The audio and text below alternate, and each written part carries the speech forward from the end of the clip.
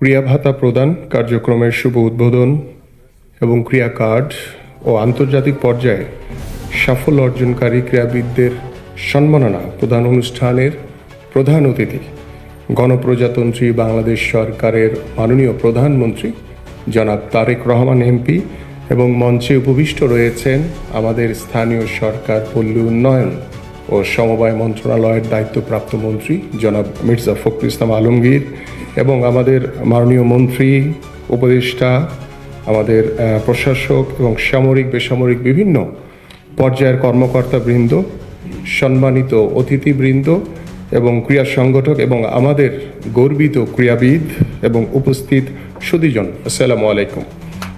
আমি আমার বক্তব্যের শুরুতেই একটি বিষয় উল্লেখ করতে চাই, যেটি আমার এখানে স্ক্রিপ্টে নাই, স্ক্রিপ্টের বাইরে।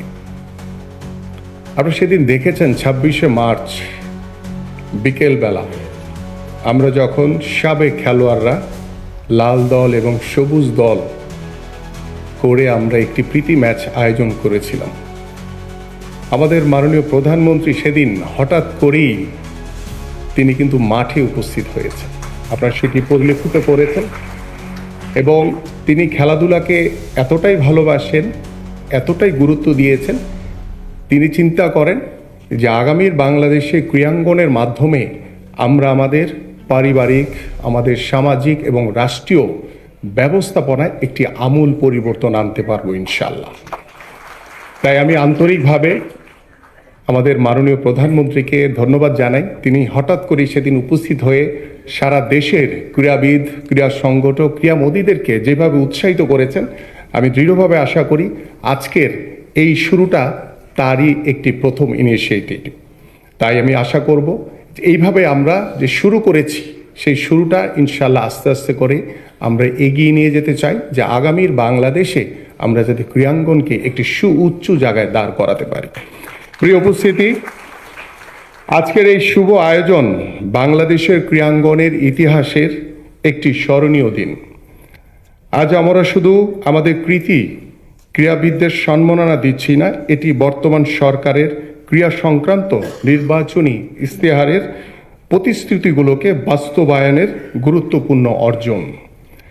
আমরা এখানে একত্রিত আমাদের ক্রীড়াঙ্গনকে সুউচ্চ আসনে প্রতিষ্ঠার প্রত্যয় নিয়ে আমরা আজকে 129 জন ক্রীড়াবিদদেরকে ক্রীড়া ভাতার প্রদান করা হয়েছে এবং আমরা আগামী 7 দিনের ভিতরে আমাদের 500 জন ক্রীড়াবিদদেরকে আমরা এই ক্রীড়া ভাতার অন্তর্ভুক্ত করব ইনশাআল্লাহ। এবং আমি প্রথমেই বিনম্র শ্রদ্ধায় স্মরণ করছি আমাদের শহীদ রাষ্ট্রপতি জিয়াউর রহমানকে। তিনি প্রথম যুব ক্রীড়া মন্ত্রণালয় প্রতিষ্ঠা করেন এবং বাংলাদেশে ক্রীড়াঙ্গনকে সুশৃঙ্খল কাঠামোর আওতায় আনেন এবং তার হাতেই আজকের এই যাত্রার ভিত্তি। আমরা শ্রদ্ধা ভরে স্মরণ করছি দেশনেত্রী বেগম খালেদা জিয়াকে। তার রাষ্ট্র পরিচালনার সময় আমরা প্রথম 2003 সালে সাফ ফুটবল চ্যাম্পিয়ন হয়েছিলাম।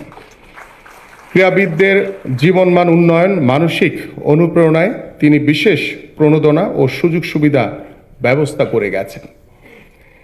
আমরা গভীর শ্রদ্ধায় স্মরণ করি আরাফাত রহমান কোকোকে, যিনি ডেভেলপমেন্ট কমিটির চেয়ারম্যান হিসেবে আমাদের বয়সভিত্তিক ক্রিকেট দলগুলোকে যেভাবে সুসংগঠিত করেছিলেন, যা পরবর্তীতে আমাদের দেশের ক্রিকেটের পাইপলাইনে পাইপলাইন খেলোয়াড়দেরকে অনেক বেশি শক্তিশালী করেছিল।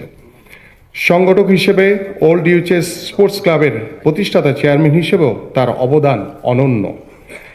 মাননীয় প্রধানমন্ত্রীর দূরদর্শী নেতৃত্বে সরকার নির্বাচনী ইশতেহারের প্রথম প্রতিশ্রুতি খেলাধুলাকে পেশা হিসেবে প্রতিষ্ঠাকরণ এর অংশ হিসেবে আজকের এই অনুষ্ঠানে মাধ্যমে আমরা শুভ সূচনা করতে যাচ্ছি। মাননীয় প্রধানমন্ত্রী খেলোয়াড়দের মধ্যে প্রথম ধাপে ক্রীড়া ভাতা কার্যক্রম উদ্বোধন করবেন। সেই সাথে ক্রীড়া কার্ড প্রদান কার্যক্রমও শুরু হবে এবং এই কার্ড শুধু পরিচয় নয়, এটি ক্রীড়াবিদদের মর্যাদা ও ভবিষ্যৎ নিরাপত্তা নিশ্চয়তা দিবে।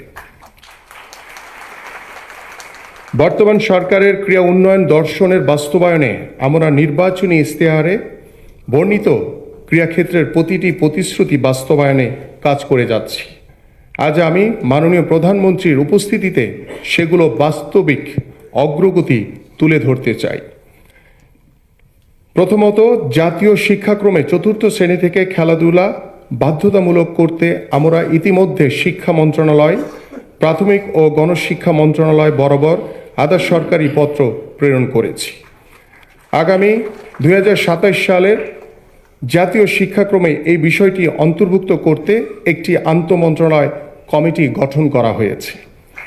নতুন করে স্পোর্টস কর্মসূচির মাধ্যমে 12 থেকে 14 বছর বয়সী প্রতিভাবান ক্রীড়া শিক্ষার্থীদের বৃত্তি প্রদান ও ক্রীড়া প্রতিযোগিতা আয়োজনের লক্ষ্যে খসড়া নির্দেশিকা প্রস্তুত করা হয়েছে।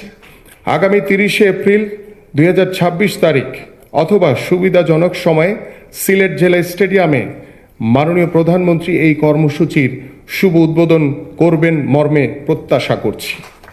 এই কর্মসূচির মাধ্যমে প্রতিটি গ্রাম, প্রতিটি উপজেলা থেকে উঠে আসা তরুণ যুবদের মেধা বিকাশে আমরা আঞ্চলিক বিকেএসপি সমূহে বিনামূল্যে উন্নততর প্রশিক্ষণ ও শিক্ষা প্রদানের ব্যবস্থা করা হবে। দেশের সব উপজেলায় ক্রীড়া অফিসার, ক্রীড়া শিক্ষক নিয়োগের উদ্যোগ বাস্তবায়নে 201টি উপজেলায় ক্রীড়া অফিস স্থাপন, 603টি পদ সৃজন প্রস্তাব জনপ্রশাসন মন্ত্রণালয়ে প্রেরণ করা হয়েছে। অবশিষ্ট 294টি উপজেলায় আরও 882টি পদ সৃজনের লক্ষ্যে সেই প্রস্তাবও প্রেরণের প্রক্রিয়াধীন রয়েছে। 64টি জেলায় ইনডোর সুবিধা সম্পন্ন স্পোর্টস ভিলেজ নির্মাণের লক্ষ্যে প্রথম ধাপে 10টি জেলায় খসড়া ডিজাইন প্রস্তুত করা হয়েছে। ডিপিপি তৈরির কার্যক্রম চলমান রয়েছে।